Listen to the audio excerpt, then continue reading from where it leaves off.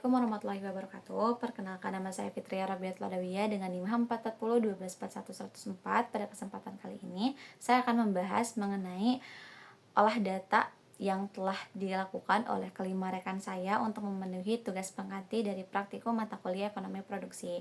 Untuk materi yang pertama yang akan saya bahas mengenai analisis faktor dan efisiensi produksi usaha tani manggis yang telah diolah datanya oleh saudari Salwa Auliah.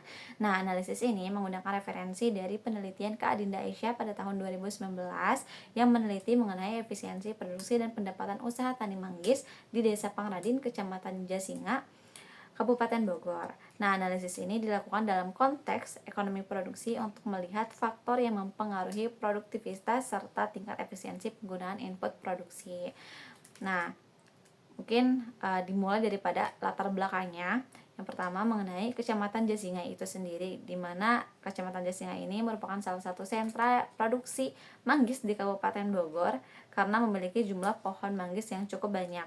Gitu. Nah, salah satu desa penghasil manggis terbesar di wilayah tersebut adalah Desa Pangradin. Namun, potensi produksi yang besar tersebut itu tentunya belum sepenuhnya diimbangi dengan kualitas buah manggis yang dihasilkan. Salah satu faktor yang mempengaruhi kondisi tersebut adalah mengenai pengelolaan input produksi yang belum optimal. Berdasarkan daripada kondisi tersebut, penelitian ini memiliki dua tujuan utama. Yang pertama mengenai analisis faktor-faktor yang mempengaruhi produksi manggis di Desa Pangradin, dan yang kedua, analisis efisiensi penggunaan faktor produksi agar diperoleh penggunaan input yang optimal. Nah, analisis ini itu menggunakan data sekunder yang berasal dari skripsi penelitian sebelumnya yang dilakukan di Desa Pangradin, di mana metode yang dilakukan adalah dengan menggunakan analisis kuantitatif dengan regresi linear menggunakan metode OLS. Nah, hasil daripada analisis fungsi produksinya itu berdasarkan hasil estimasi parameter fungsi produksi Cobb-Douglas diperoleh persamaan linear sama dengan 9,2826132 plus 0,008955452 ln X. Nah, koefisien regresi pada variabel pupuk kandang bernilai positif yang mana menunjukkan bahwa penggunaan pupuk kandang itu memiliki pengaruh positif terhadap produktivitas manggis.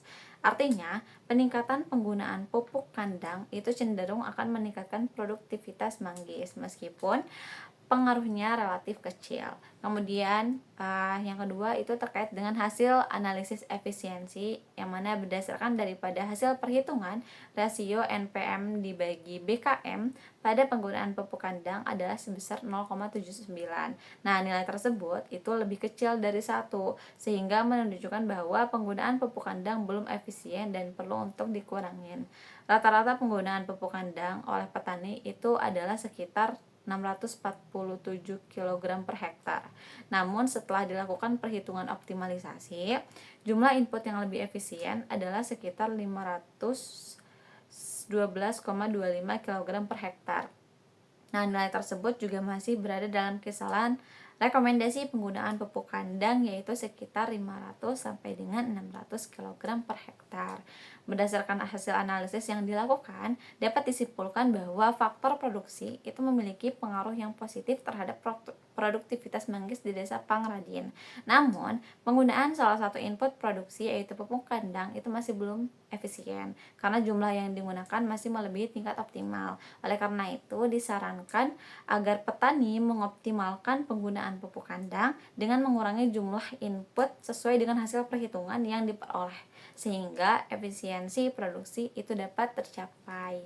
Untuk materi selanjutnya yang akan saya bahas itu mengenai analisis usaha tani padi sawah untuk mendukung pertanian dengan berkelanjutan di Kabupaten Garut yang datanya diolah oleh saudari Yulia. Nah, analisis ini bertujuan untuk melihat faktor yang mempengaruhi produktivitas padi serta efisiensi penggunaan faktor produksi pada usaha tani padi sawah. Penelitian ini tentunya menggunakan data sekunder dari penelitian sebelumnya yang dilakukan di Kabupaten Garut pada tahun 2013.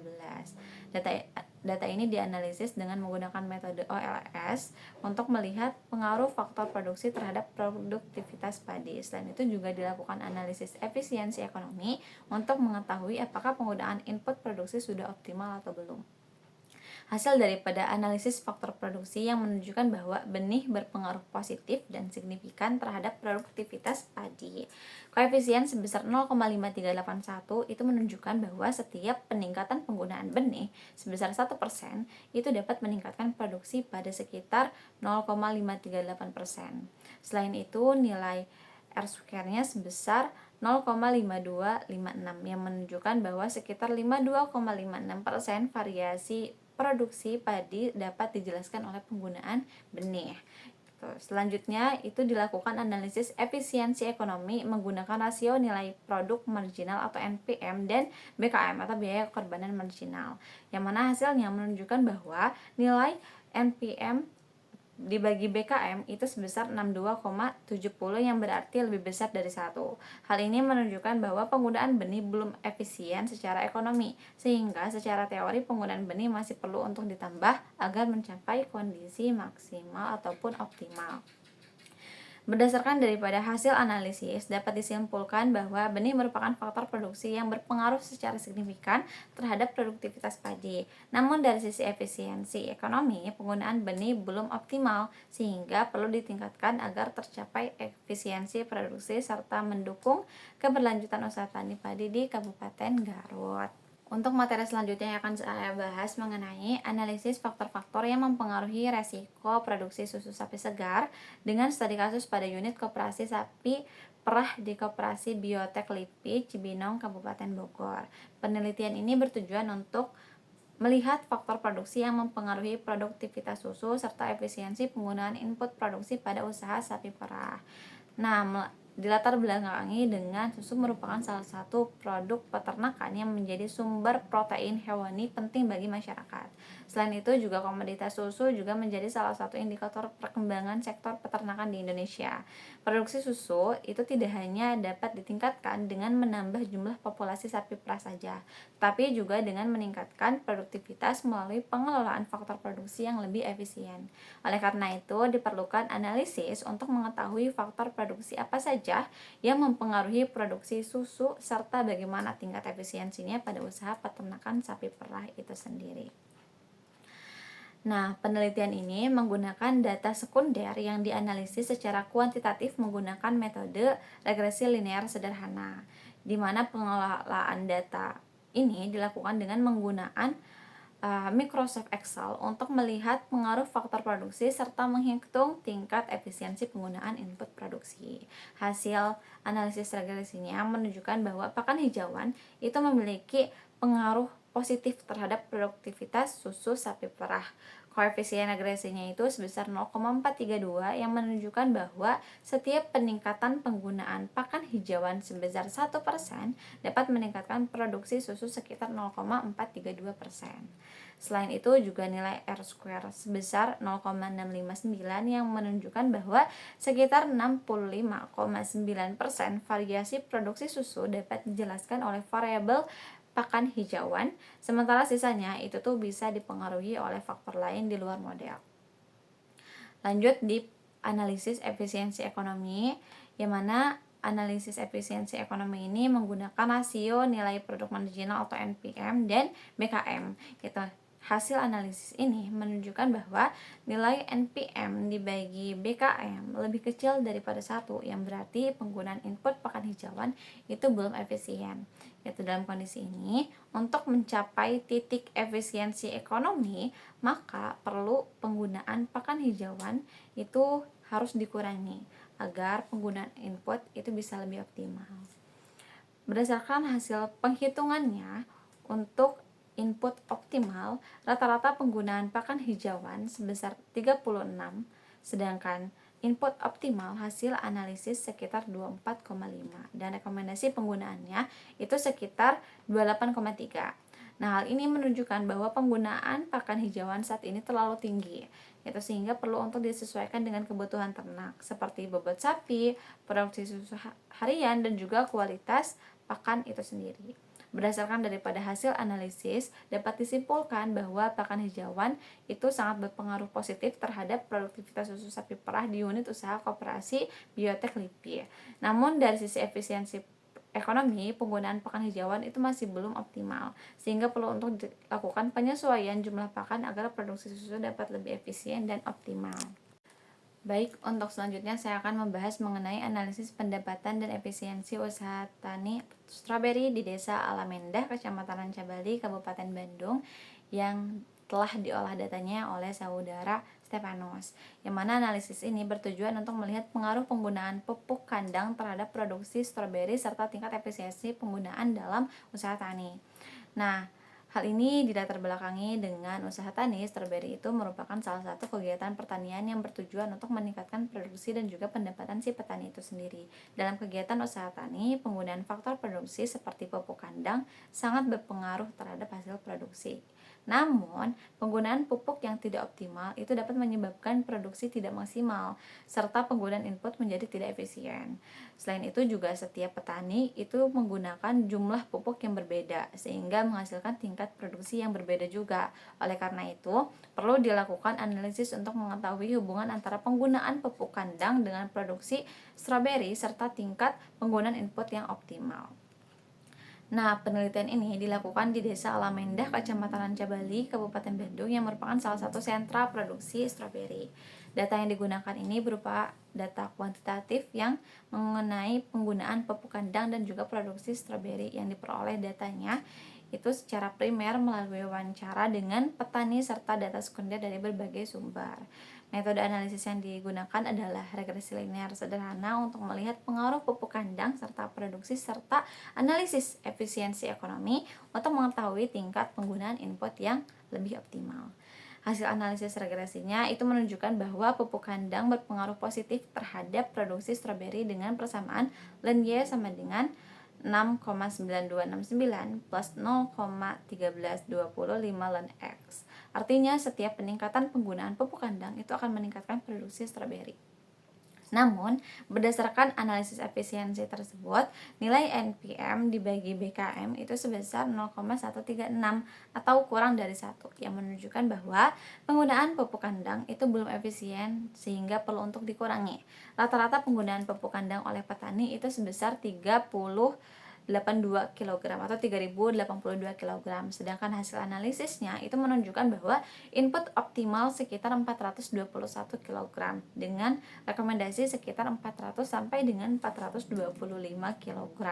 Berdasarkan hasil analisis tersebut dapat disimpulkan bahwa pupuk kandang berpengaruh positif terhadap produksi stroberi, namun penggunaannya itu belum efisien secara ekonomi. Oleh karena itu, petani disarankan untuk menggunakan pupuk kandang secara lebih efisien dan sesuai kebutuhan tanaman agar biaya produksi dapat ditekan dan keuntungan usaha taninya pun bisa meningkat. Terakhir yang akan saya bahas itu mengenai analisis efisiensi ekonomi penggunaan input kedelai pada produksi tempe studi kasus pada usaha kecil tempe anggota Primkopti di Tebet Barat, yang mana data ini diolah oleh saudari Dinda Naila Zahra dan dilatar belakangi dengan tempe merupakan salah satu produk olahan kedelai yang sangat penting bagi masyarakat Indonesia karena menjadi sumber protein yang mudah untuk dijangkau. Dalam proses produksinya, kedelai ini menjadi bahan baku utama sehingga jumlah penggunaannya itu sangat mempengaruhi tingkat produksi dan keuntungan yang diperoleh si produsen.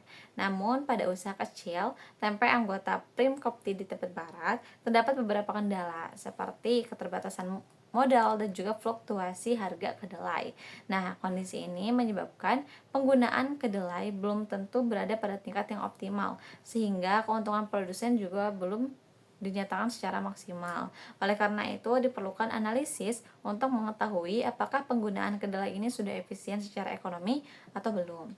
Nah, penelitian ini bertujuan untuk menganalisis pengaruh penggunaan kedelai terhadap produksi tempe serta menentukan apakah penggunaan input kedelai ini sudah optimal atau belum agar keuntungan produsen juga dapat dimaksimalkan.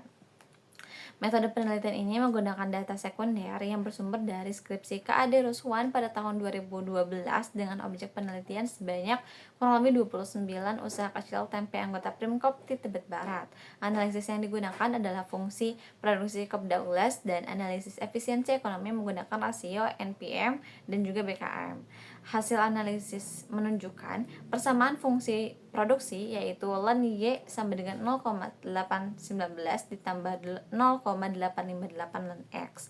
Koefisien sebesar 0,858 yang menunjukkan bahwa setiap peningkatan penggunaan kedelai sebesar 1% itu akan meningkatkan produksi tempe sebesar 0,858%. Selain itu, nilai R-square sebesar 0,988 yang menunjukkan bahwa variabel kedelai memiliki pengaruh yang sangat kuat terhadap produksi tempe itu sendiri.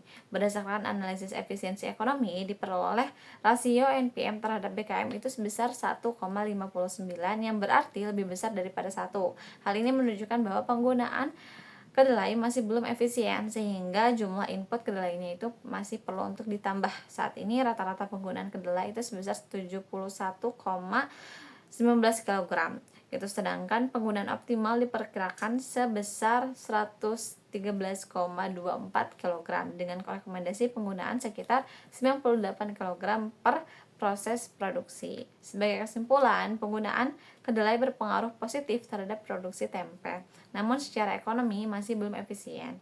Oleh karena itu, produsen disarankan untuk meningkatkan penggunaan kedelai agar produksi dan keuntungan dapat lebih dimaksimalkan.